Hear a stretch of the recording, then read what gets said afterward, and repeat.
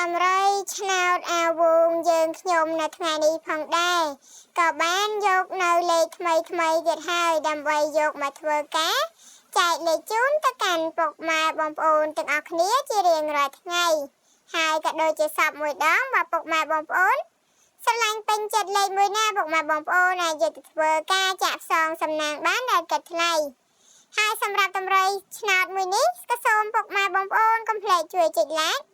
subscribe ម្នាក់មួយផងដែរដើម្បីទទួលបានលេខច្បាស់អាវងចែកលេខណាវ